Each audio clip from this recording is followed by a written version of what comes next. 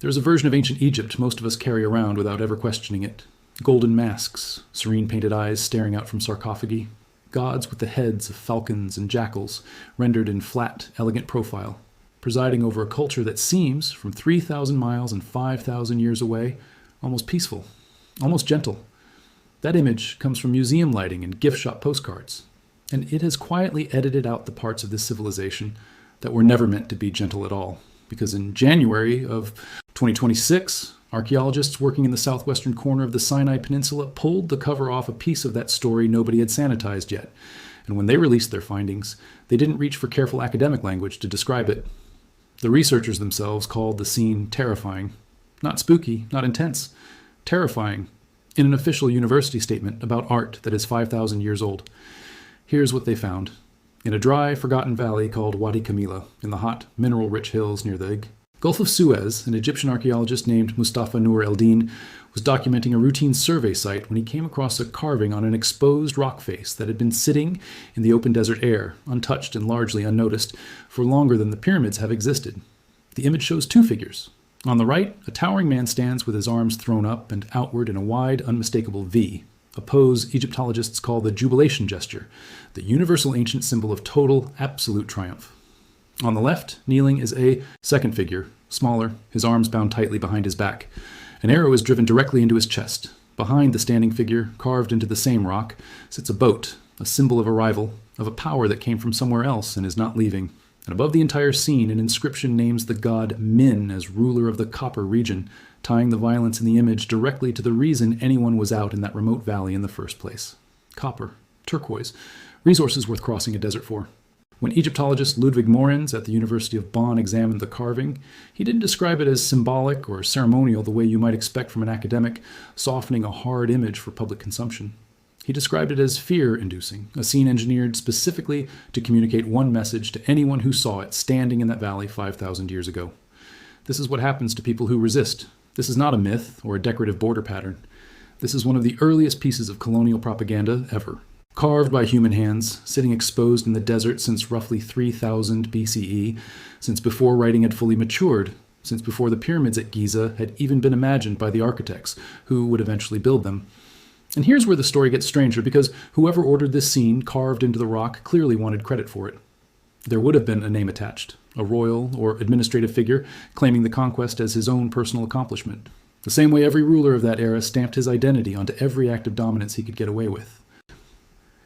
Except when researchers looked for that name in the inscription, it wasn't there.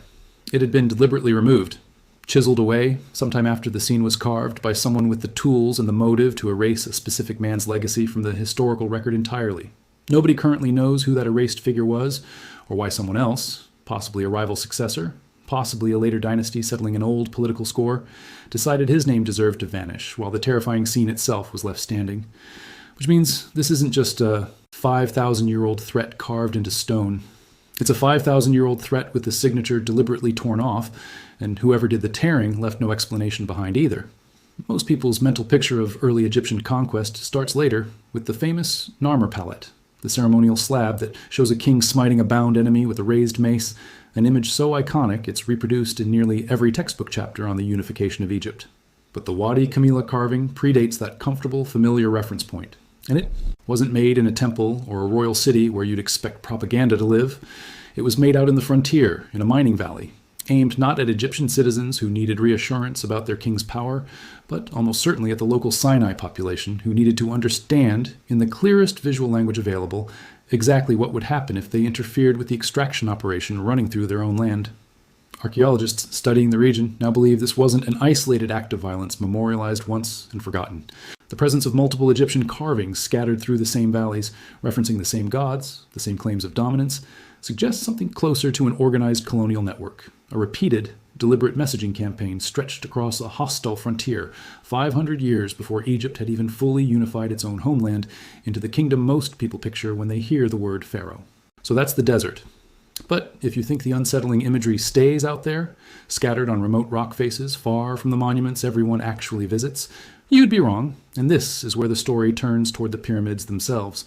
Because buried inside one of the least famous pyramids in Egypt is a set of writings that, once you actually read what they say instead of just admiring the hieroglyphs as decoration, are almost impossible to reconcile with the peaceful, orderly afterlife most people assume the pyramids were built to guarantee.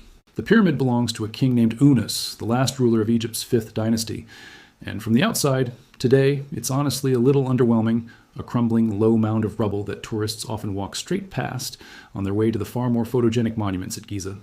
But step inside, and the walls of its burial chamber are covered floor to ceiling in the oldest religious writing ever discovered anywhere on Earth, a collection of spells and hymns now known as the Pyramid Texts, carved directly into the stone around 2350 BCE, specifically to guide the dead king safely through the dangers of the afterlife. Most of it reads exactly the way you'd expect: protective charms, prayers for safe passage, invocations to friendly gods. And then you reach the passage scholars now call the Cannibal Hymn, and the tone shifts into something that has nothing in common with a gentle send-off into eternal peace. The Cannibal Hymn describes the dead king not passing peacefully into the company of the gods, but actively hunting them down. It describes him snaring gods like wild animals, cooking them in blazing pots over open fires, and eating them, consuming their magic, their wisdom, and their power directly into his own body so that nothing remains of them once he is finished. The text doesn't soften this into metaphor for modern comfort. It's graphic and specific, describing the king's servants slaughtering the gods for his meal the way a butcher would slaughter livestock, describing the king literally growing stronger and more divine with every god he devours, until, by the end of the hymn, he has become more powerful than the very deities meant to judge and protect him in the next world. This is one of humanity's oldest surviving religious texts, carved by royal decree into the eternal resting place of a king who was worshipped as a living god himself. And its central message is that ultimate divine power in the afterlife doesn't come from being righteous or beloved. It comes from being the last one left standing after you've eaten everyone stronger than you. That alone would be enough to complicate the postcard version of ancient Egypt. But the Cannibal Hymn isn't even the strangest thing waiting in the dark for anyone who actually reads what's painted and carved inside these monuments. Because centuries after Unas, once Egyptian royal burials moved from pyramids into the hidden, hand-carved tombs of the Valley of the Kings, the religious texts painted across those tomb walls didn't get gentler. They got more elaborate and considerably more graphic. A set of guidebooks, known collectively as the Books of the Underworld, texts with names like the Book of Gates and the Book of Caverns, were painted in vivid color across the walls of royal tombs to describe, hour by hour, exactly what the sun god endures traveling through the underworld each night, and exactly what happens to the enemies of divine order who are caught down there with him. And what happens to them is not subtle. The paintings show bound, decapitated figures stacked in rows. They show the damned tied upside down over pits of fire, their heads submerged in flame while demons stand guard to make sure none of them escape the punishment. They show enormous serpents coiled to devour the unworthy whole, and beheading blocks laid out with the same methodical, matter-of-fact detail as the peaceful farming and boating scenes painted in the tombs of ordinary officials just a short walk away. These aren't obscure, hidden panels either. They were painted in some of the most visited royal tombs in the entire Valley of the Kings, seen by millions of modern tourists every year, most of whom walk past them admiring the vivid color palette without ever quite processing that they're looking at a fully illustrated infernal punishment manual, painted with the same care and reverence as a hymn to the sunrise. Put these three things side by side, and a pattern starts to emerge that the postcard version of Egypt was never built to show you. A terrifying conquest scene carved into a remote mining valley to threaten a subjugated population, its author's name deliberately erased from history by someone who came after him. A cannibalistic hymn carved into the eternal resting place of a king, describing him devouring gods for power, and a gallery of underworld punishments, decapitations, fire pits, and monstrous serpents, painted in loving, careful color across the walls that were supposed to guide a divine ruler peacefully into eternity. None of this is speculation or sensationalized reconstruction. Every piece of it is published, peer-reviewed, and sitting in plain sight in the actual archaeological record, described in the researcher's own words, not a horror writer's. It simply gets left out of the version of ancient Egypt most of us grew up with, because a serene golden mask sells a lot more postcards than a hymn about eating gods or a threat carved into rock for a conquered population to read on their way to the mines. And that erased name in the Sinai still nags at anyone who looks closely at this case, because it's the one piece of the puzzle nobody has an answer for yet. Every other terrifying image in this story, at least, comes with a clear author and a clear purpose. The Cannibal Hymn was carved for Unas by Unas, to make his own power in the afterlife unmistakable. The underworld books were commissioned by named pharaohs whose cartouches sit right beside the demons and fire pits, unashamed and fully intact after 3,000 years. But whoever stood in that valley in the Sinai, whoever ordered a bound man shot with an arrow, carved into stone as a permanent warning to everyone who came after, wanted his name remembered forever, Right. Alongside that image, and somebody else at some point in the deep, undocumented past decided that name didn't deserve to survive. The threat got to stay. The man behind it did not.